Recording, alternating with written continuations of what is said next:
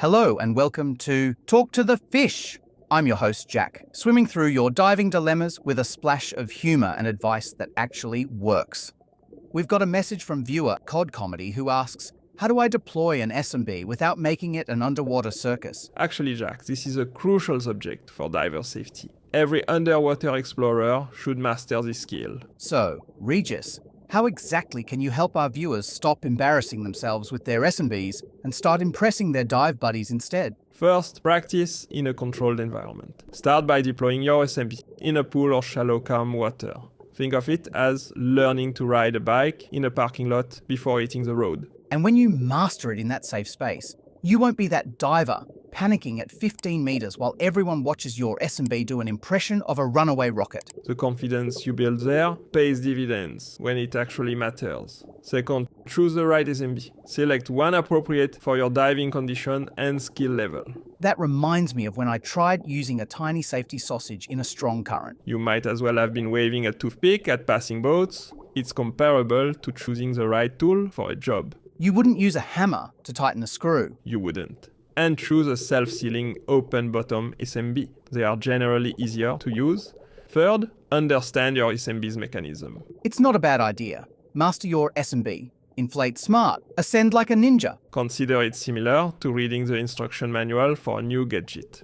Understanding how it works builds confidence. Nothing says, I skipped the briefing, more than watching your SMB shoot to the surface while you hang on for dear life. Knowing your equipment prevents those unexpected upward journeys. Fourth, use a reel. This provides controlled deployment and prevents tangling. It functions akin to using a fishing rod. Yeah, it keeps the line organized and preventing knots. Right. And the difference between a reel and just wadding up line in your pocket is the difference between a smooth safety stop and becoming the entertainment for the dive boat. Your buddy will thank you when they're not spending half the dive untangling you from your own creation. The fifth tip is about mastering controlled deployment. Start before your safety stop, before 5 meters. Your ears will thank you for this bit of wisdom. Then maintain slight tension on the line as the SMB ascends. This functions as flying a kite. Exactly, you need to keep tension on the string to keep it properly positioned. Your captain wants to find you, not play chase across the ocean surface. Finally, as you ascend,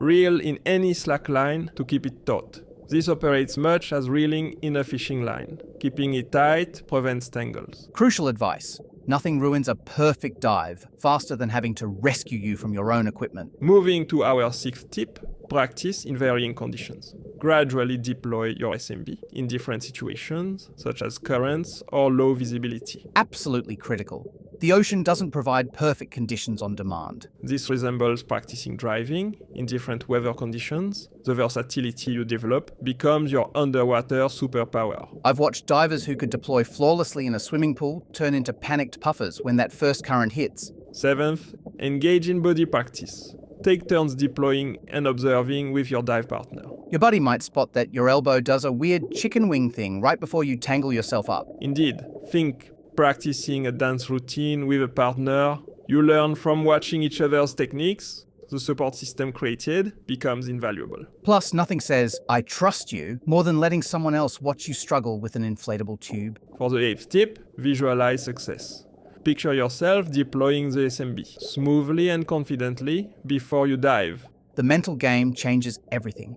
Imagine success instead of that horror movie. This works akin to a gymnast visualizing a perfect routine. Mental rehearsal enhances actual performance dramatically. Your brain needs practice, just as much as your hands. Ninth, start simple. Begin with basic deployments and gradually increase complexity as your confidence grows. Crawl before you can swim, and don't try to be Jacques Cousteau on your first attempt. This process mirrors learning a new language. Start with simple phrases before attempting complex conversation. Yeah, each small victory boosts your confidence. Finally, seek guidance. The difference between struggling for months and making breakthrough progress in minutes. This approach is like asking a coach for advice. They provide personalized tips addressing your specific concerns. No shame in asking for help. Even I needed swimming lessons, and I was born underwater.